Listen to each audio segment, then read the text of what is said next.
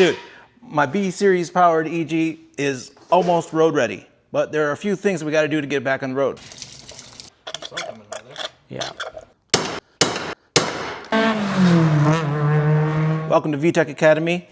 You're about to get schooled. So to get this thing back on the road, there are a few things that we're gonna do. We're gonna do the timing belt, water pump, and I need brakes because I don't want to crash. So that's what we're gonna do right now. We're gonna start on the timing belt and water pump, and Brian's he's gonna flex his B series knowledge because it's been so long since I worked on a B series. They still exist. It's got to be done. Can't forget.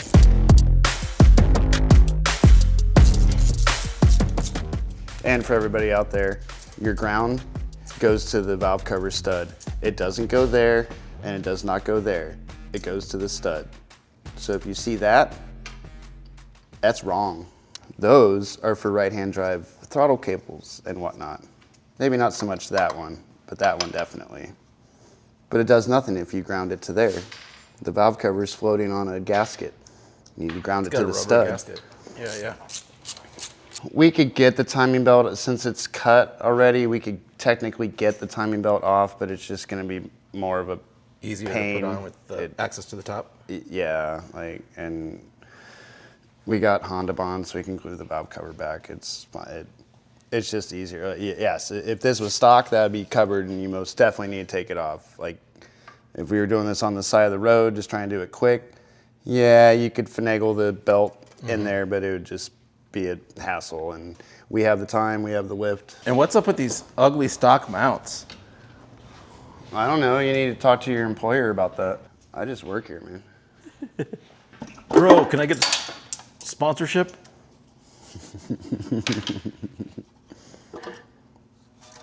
I have 14 followers on Instagram and 3 subscribers on YouTube, but my page is only 3 years old. And 4 of them are bots, and the other one is my mom and dad. And it is a Honda belt.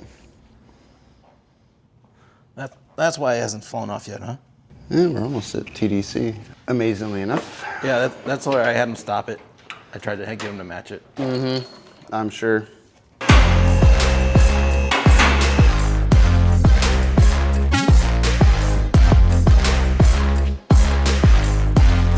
Oh, and you should just go get a motor mount, because we got to pull that one just to do the timing belt. I'm sure Scott could make a blend real quick. Fixed it.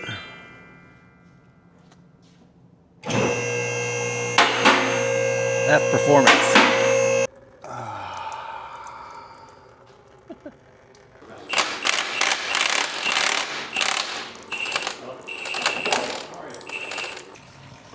Oop. You all right? Miss me. So do you prefer working on B series or K series? Or it doesn't matter now? B series, just because I've been doing it much longer than K series stuff. And I have a somewhat comfort level with it. I don't mind working on K series now that I've been doing more of the K series stuff. It's just familiar. Oh yeah, because we were working on this crap 10 years before K series came out. Yeah, that's true. Although I didn't get my first B till 2001. Yeah, I think my first B was probably about then too, because I only had a ZC swap for my first swap. I couldn't afford a B until 2001. Yeah, exactly, and I like how things have come full circle now. Like, oh, I can't afford a B16. I'm gonna get a cheap ZC engine. This is kind of an expensive engine now. Yeah. And plus, I'm not that much of a purist where I want it to be the same thing that I had before. We would have got especially if I can have it for cheaper. You would have got a 6-valve or 8-valve CX engine for it if you want to be a purist.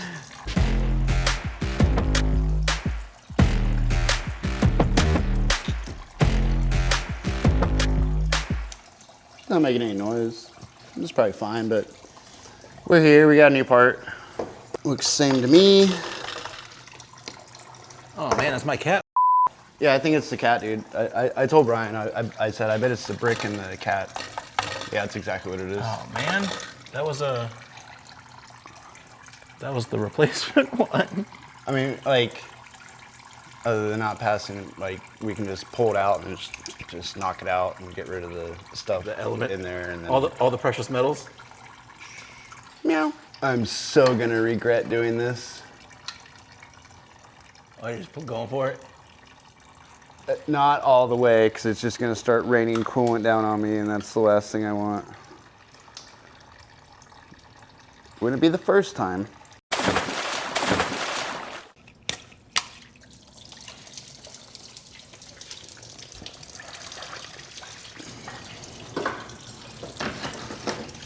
How's that look? Looks all right. Factory original. I guess it might have been making a little bit of noise.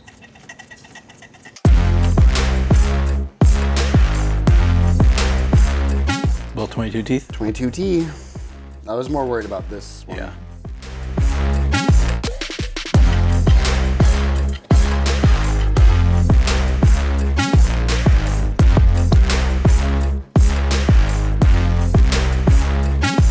Okay, it's water pumped. Oh,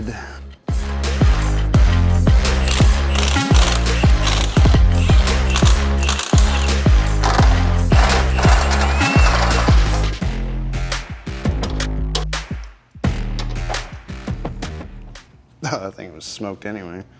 Oh yeah. So yeah, good thing. Not bad for a 30-something-year-old mount though. Should just ask for a block bracket too.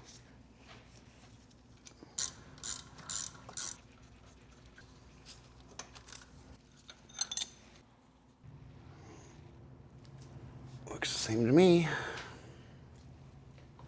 Yeah, that'd been great. We put the mount on, didn't put the new time belt on. I've done shit like that before.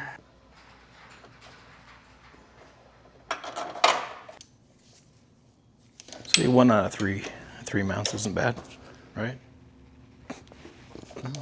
33%. I mean, better than no percent. Just increased motion control by 33%.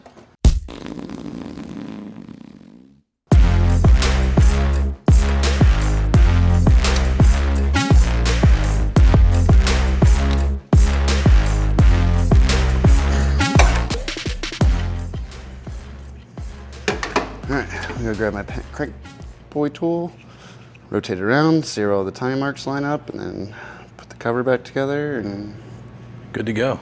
yeah. Still not good to stop, but good to go. Brakes only slow you down. Bam. We're on it. On it. Nice.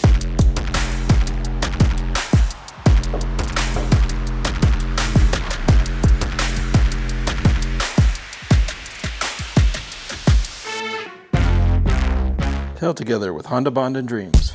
Might need to throw in a piece of duct tape for good measure. Just that much that, oh, motherfucker. Is it too dry? Spent $15 to just watch a tube turn to a. Gotta keep it in the fridge, huh? That's what I recommend. Oh. You got it? There we go. Took a while for it to warm up, but once you got going, ooh-wee. We don't have a cow. We have a bull. This isn't typically part of the procedure, but since we're using a used gasket set, never hurts to put a little bit of film around the spark plug tubes.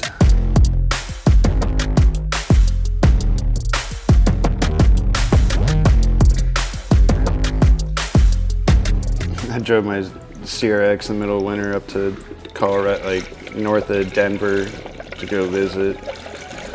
And somewhere in New Mexico, getting gas, popped the hood, just checking things out. I'm like, Oh, well, that certainly sucks. Radiator's cracked. Oh. Well, it is winter. That should be fine. Drove all the way to Colorado. Drove around all weekend. Like, It was air cooled? yeah. I mean, it wasn't like, it was the top tank. I mean, I made sure it had some in it. Yeah, that's all it's gonna take till we fire it up, but kind of don't want to fire it up until the Honda Bond sits. If you read the Honda Bond thing itself, it says if you don't do your work within like 15 minutes or so, you're supposed to like scrape it all off. Curing speed. Since reaction with the atmospheric moisture causes curing, the curing speed depends on film thickness and relative humidity at 77 degrees Fahrenheit and 50% relative humidity. The surface layer will dry in about 60 minutes with the film set to a rubber-like consistency in 15 to 16 hours. This old stock mount can go in the bin. It's been filed. It wasn't even a real Hasport mount.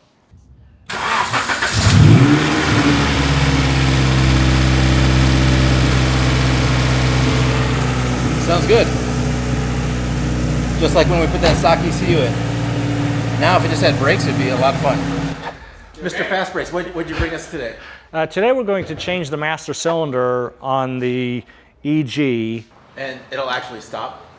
Because right now there's no brakes, other than e-brake. Oh, well, I'm not sure why that is. Because the brake master was leaking. It was leaking. So you push on the pedal, it would just go to the floor. Right. Oh, okay. Well, yeah. Then it will stop once we get done. The 91EX master cylinder, the line positions are in exactly the same place as they are for the DX master cylinder, so you don't have to bend any lines. I mean, you tweak them a little bit to get them to go in, but there's no bending or anything. And that's the advantage of using this master cylinder. If you try to use a master cylinder from like an Integra, for example, the ears are in the wrong position where it bolts onto the booster. And you also have to, most Integras came with ABS, so the fittings are a different size. So that's why this one is the one to use. Now, the one thing to keep in mind about these master cylinders is they're kind of getting hard to find because they only made them for 2 years from the factory. So some of the manufacturers are discontinuing these things. So if you have a Civic and you're thinking about changing the brakes over to a bigger brake kit, go out and get one of these new master cylinders or even a remanufactured one from the various vendors that are out there. And just put it in your closet. If you're thinking of doing it, do it now because a couple years they may not be available. Take that to him. He might need that. Nope. You only got 4 bolts really to remove on the master cylinder. The two that hold, these 2 nuts that hold it to the booster, and then you need a line wrench, a 10 millimeter line wrench. Oh, there we go. Which people, I'm sure they're aware of it, but if you look at a line wrench, you see how it's enclosed as opposed to a regular open-end wrench. This one grabs it on 3 or 4 sides and keeps it from rounding off, which is what you don't want. This will round it off if it's too tight, for the most part. That's why you always want to use a line wrench on brake lines, no matter if they're on the master cylinder or down on the hard line on the chassis. You know, ask me how I know all this. You know, because what happens is they round off, and then then you got to get the vice grips out. Normally, you want to break the lines loose on the master cylinder before you start taking off the nuts on the master cylinder, just so it's not flopping around. Once you get them broken loose, then you can use a regular wrench, which you're grabbing that other wrench to actually loosen them all up. Because this wrench, you have to take it off the nut sideways in order to put it back on. So these weren't on there very tight at all, so that's good. So you can see where we've got the lines pulled off. Okay, they're all pulled. You don't want to just leave them take them loose and just leave them in that area.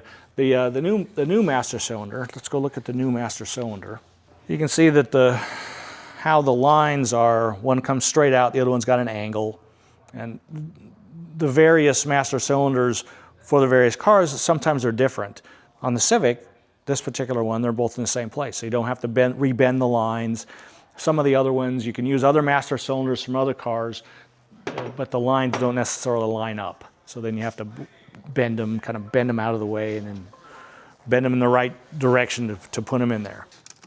We're on the same page here. If you don't have one of these magnetic trays, get one. They make things way easier to do stuff. You know, keeps all your nuts and bolts and even your sockets. They don't fall all over the place. You're not like scrambling around unless you knock them on the ground yourself. Yeah. All right, so we got it all disconnected. Both lines are loose and leaking downwards. Got the two nuts off of the ears of the master cylinder. So we just gotta just kind of rock it back and forth and it pulls out. Oops, I think I just lost a washer. There it is. Okay, I see it. You got something I can put this in, Scott? Whatever, I can put something in. I just don't want it to have a chance of getting it on the paint, dripping fluid getting on the paint. You can see where we have fluid.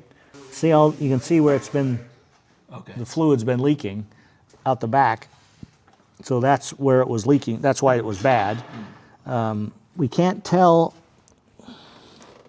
I can't tell if there's any fluid in the booster itself. I can't really see in there. And you can see the push rod coming out of the master cylinder there.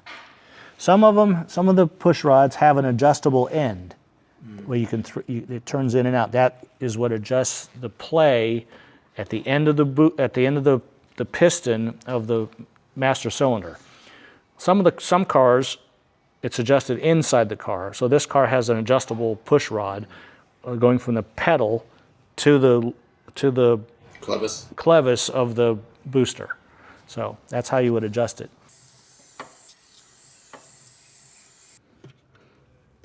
Yeah, there we go.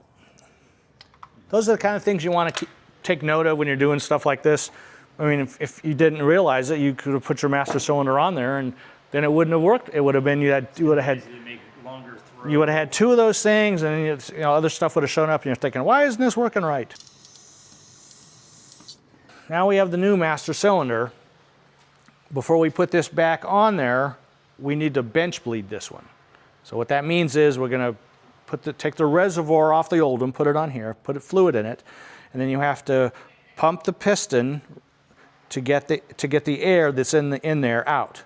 And in order to do that, we have to, I'll show you over here. So these have this cup comes out. So this strains out big stuff, when you're filling it up. So Loose balls. Yep. Bowling balls, tennis shoes. Yeah, exactly, that kind of stuff. I mean, obviously you want to see the minimum and maximum levels, so you kind of just want to, and this thing will move around, do it that way. How you put the lid on determines where the pigtails come out. So you kind of want to, once you grab me the lid. You might have to readjust. Yeah, you might have to turn it to get the pigtails to come out on the right side. And different cars have different length of pigtails, so you don't know where they might be. Put the lid on, see where it goes. So that's not really where it goes, because it should come down here. So let's try it this way over here. There we go. So then so it's on the back side. The two lines come up. And if you have to, you can turn the reservoir to get the cap to line it up. So if I remember right, when I took those lines off, that's about where it was. So right there. So we're good there. Whenever you get a master cylinder, they normally come with these fittings so we can bench bleed it. And so get them out of here.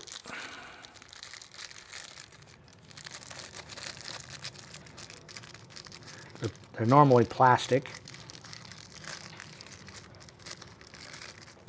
So they just thread right into the ports on the master cylinder. And they have an interference fit, more or less. So you just turn them in until they get tight. And I don't even know if you really need to tighten them with a wrench, but I always try to just tighten them a little so you should guarantee it's not leaking. Then you've got the tubes here, and what you're doing is you're trying to you put the tubes on, and you're going to, when we start, You stood on it? yeah, when we start pumping on the master cylinder, air will come out of here. So we need there's two ways of doing it. One, you can do your tube, you can run it back into the reservoir. This one's not long enough, obviously. So in our case, I think what we're going to end up doing is you'll see bubbles in the fluid coming out of the tube.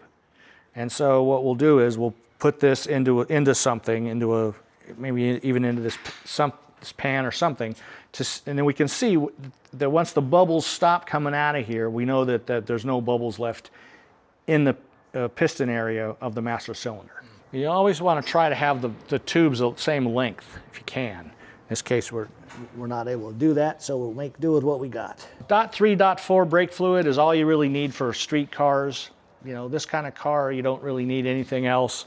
No sense in spending high dollars on Motul or any of those other kind of fluids unless you're going racing. With big brake systems, like as on this car, this 11-inch kit that we've been making since like 1995, the capacity of that brake system is much higher than the original one, and so they don't get nearly as hot, and so you don't have to worry about it. Okay, thanks, Scott. Now, so what we're going to do is we're just going to push in and out on the piston here, and you'll see some action taking place here. See some bubbles coming up through here, and what that's doing is it's forcing the fluid into the passages with the piston. There's actually it's split into two systems. There's a front one and a back one, and so there's a little passage in here in the master cylinder that allows the fluid to get in there. And there's two of them, so there's two piston seals. So if one fails, you still got brakes on two wheels. That's why these are designed that way. See, now we're getting some fluid out. And you see the air.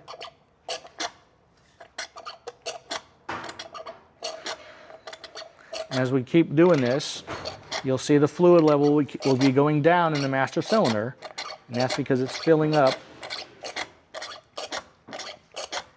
It's sucking all the air into there. Okay.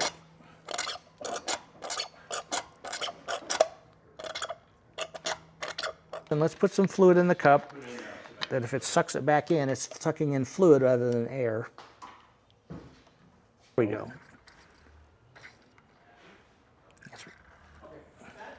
Okay, so now you can see that was a good suggestion about putting the fluid in the bottom, because it's been a long time since I had to bench bleed anything like this, so I had overlooked that. So you can see we still got a few little bubbles coming out. I mean, even down here, got a few, but not like it was just, you see, you got some more here. And what happens is these bubbles, little bubbles like this, we get bubbles rising off the top. What do? They form big bubbles. They'll all form into one bigger bubbles as they get up there. So, but that's pretty good. Still getting some. Okay, don't really see. There's still a few in there. So you may end up having to, when we put the master cylinder on the car, we'll put it on there, we'll put the fittings on, but we won't tighten the hard line fittings up. We'll leave them cracked a little bit. We'll push on the master cylinder on the pedal, and then we may get a few more little bubbles coming out once we put it all together. So you got fluid all the way in there, so no air can get back in there. Now what we're going to do is we're going to take the master cylinder, put it on the car, and then we'll pull these fittings off as fast as we can to put the other fittings on. You're still going to get some drippage and stuff, but again, that's what when we put the hard lines in, we'll crack them, push on the master cylinder, and we'll get a little more air coming out. So that's the way typically you want to do it. So this one only goes on one way. It goes over that lip. You see what this little lip here, it goes on like that. So it seals flat. Slide it over the push rod.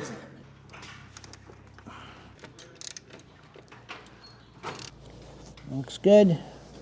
Wires in the right place. Okay, now we're going to take off these little fittings.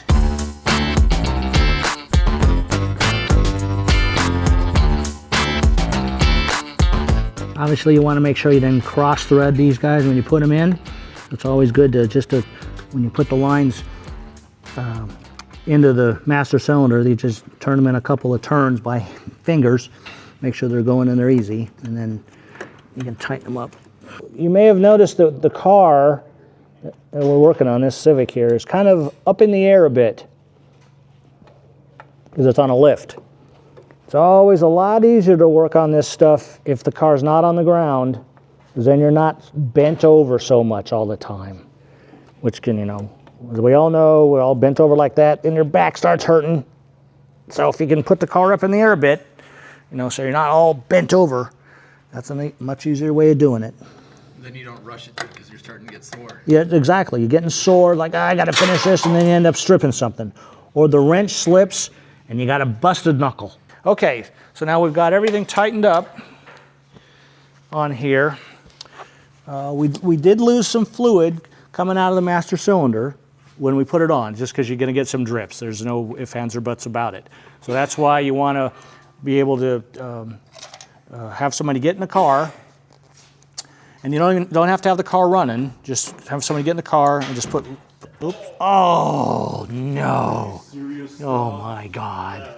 You want to have somebody just barely push on the pedal. You don't need just a little, you know, just a nice easy push. You don't, just a little pressure. So now we're going to break this line loose and see if we get it. Sometimes you can see bubbles.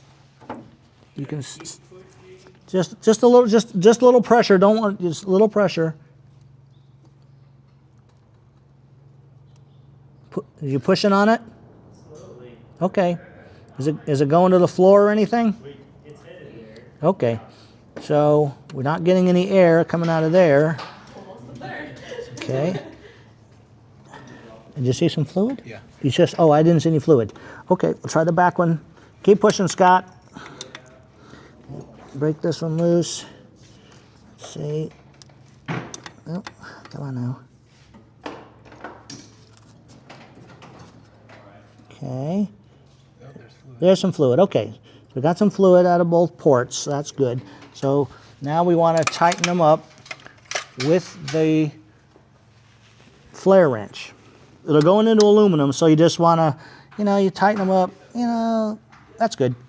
There's no spec, you just don't want to overdo it. So that's, as far as replacing the master cylinder goes, that's all you did. How long did that take us? Under an hour. Yeah. So, you got the right tools, you got the right parts, take you less than an hour to do it. Whoa.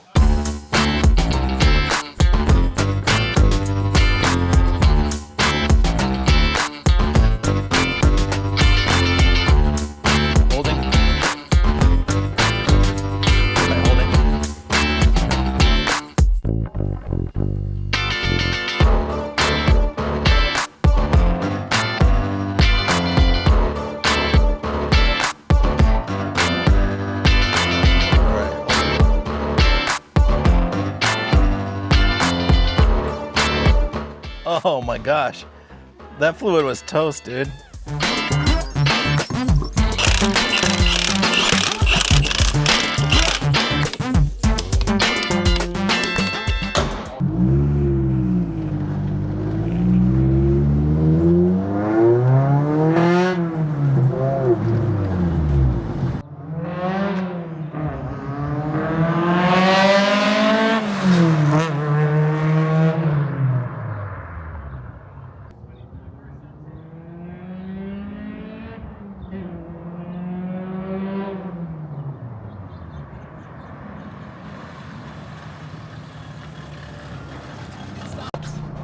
Holy crap, it actually stops. This is awesome. Yeah, I haven't driven this thing since I took on Budget EG down at Muscleman, which maybe we should get back down to Muscleman and I take on maybe Carter's car or somebody. Somebody wants a piece of this B series. But yeah, now we just gotta make it actually legal to drive on the street. Not that it's illegal, but it's not totally legal. So we've run into a problem with the car. When we put the progress sway bar on, this super cool Gretty exhaust no longer fit. Period correct. Period correct. Thank you very much. But yeah, it's even stamped on the bottom. Greddy US spec catback exhaust. So So obviously the sway bar is on the DX, the DX, is that model, CX model? CX, yeah. This is a CX. CX. But let's see how. Come on, man. Yeah. Clunk, clunk, clunk. Yeah, ball peen. So what's going to wind up happening is this is going to wind up getting canted slightly if we just modify this pipe, which I think would be the way to do it. Except I'm not sure you can get past that Right. without lifting That way up and then it way up in the air. then melt my bumper. Yeah, no, I wouldn't melt it. I mean, basically you're going to have to build a new one of these pipes, but I'm not sure how this is going to work. Because how is it on Budget EG?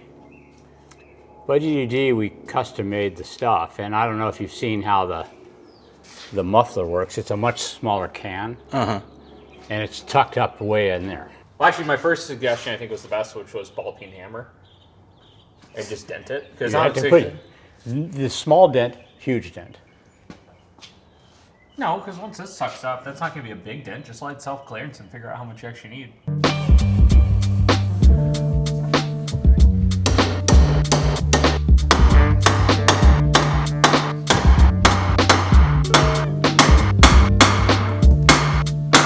How's it looking? So here's something interesting. Now that this is dented, there's more room over here. So I think we need to dent this more. Just, yeah, it looks like a little bit where that ridge is. Yeah. And then we need to go where the ridge is on that as well. So ridge, ridge.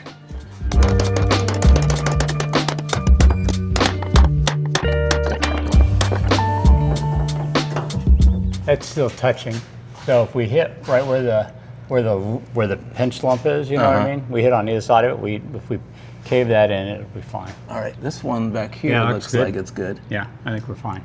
So why don't you take it Oh, off? it looks beautiful too. All right. Getting pretty good at taking this down though. Yeah.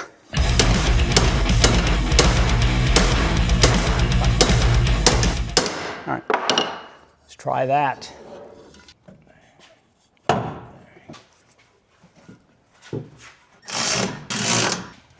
Let it go for a little while. Let's see what happens.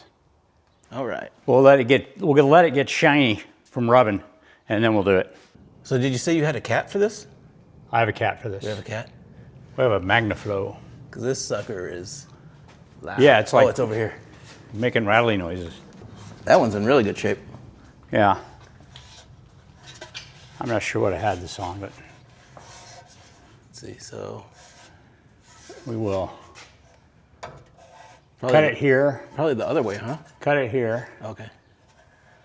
It doesn't have an arrow saying which direction No, it goes. I was just saying that because that flange was closer to how this Well, flange this is, well, right, but this is the style of flange that's on the rear. See that style?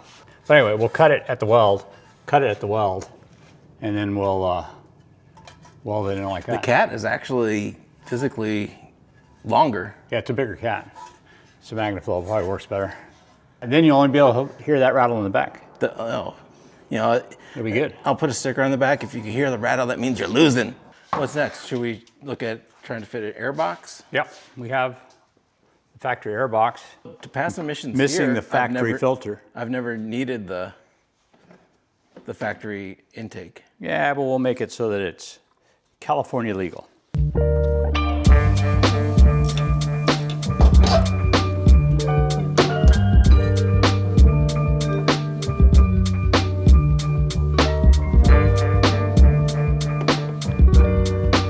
Hey, Brian, Yep. how's this supposed to line up in here? This almost lines up right there, Yeah, that one looks like it lines up. but then it pushes it into these hoses. Yep. Well, maybe we're not doing that. Maybe we're just leaving that. Maybe we're sandblasting your air tube and just paint black powder coating it so it doesn't look like shit. Okay, we had the idea to mount a factory Integra Airbox in here. There's a filter that goes in here and the slides on that. It hooks up to the factory throttle body. looks something like that when it goes in. To put it on, you bolt this to that bolt hole right here. Then there should be another one right here. There's not. Then there's another one behind it, and another one down here as well. So we're missing multiple bolt holes and another bracket, one that goes across underneath. So we're gonna pass. So dang. Yeah, we're gonna not. I mean, if we were really married to the idea, we can. Well, the reason make to it do work, it would be is if you are, if you got to pass California bar. So that would be the reason to do this. We're going to be licensing. We decided not to do that. We decided we're going to register here in Arizona. So when we go to the K20, then we'll go. We'll worry about it then when we go K20. But for the meantime, we will. This thing is beat. It is. We'll actually sandblast it, powder coat it black, I guess, and get you a new filter, one that doesn't have pieces of metal in it and little holes. It's actually separated. Oh, it's separated right there? Yeah, see? 2 spots right there and then right there. Well, yeah, we'll get one that's... Let's just get a filter. That's the easy part. We'll get a filter that filters. That sounds like more restriction. It's going to kill my horsepower, bro. Yeah. We might weld a bracket on it, too, to kind of support it. So it's not just like all supported off this and the air filter bouncing off the thing. That's probably what actually broke the filter. I'm certain that's what did. Probably bouncing on the thing there. So we'll make a bracket that supports it. So. But for now, this will go back on. Yep. For today. Or should we just have it so we can go get it? No, I'll give this over to the guys to powder coat tomorrow. Well, shit. Yeah, if they're going to do it anytime soon. No, we need to order a filter. Once we get the filter, I'll weld on a bracket. So I'll have them bead blast it. Then we will weld on a bracket. Then we will install it. Then we'll powder coat it. Powder coat it, yeah. Because after we weld the bracket on, powder coat it. Then we will install it. I think it would actually look kind of sick black as long as when I install it, I don't scrape it up too much. Yeah. Or can we just Cerakote it white, and then I could be fancy like your. We could we'd have to do your mounts like that. We need to do mounts in this. Next episode, we mount the air filter and we put Hasport engine mounts on this car.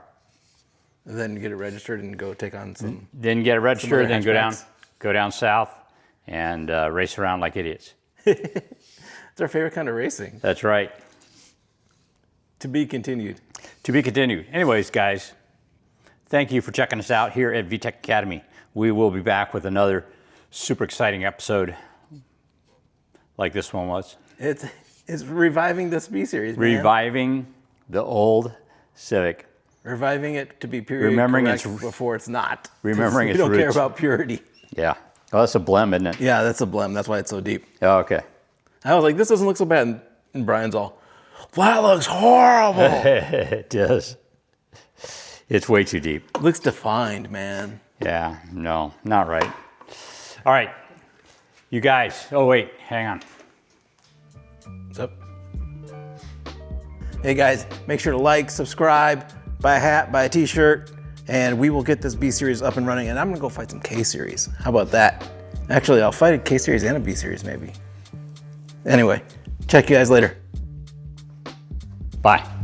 Why did it move on its own? Because it's tracking. It's tracking me, man. Oh, man. Dude, my. Oh, no.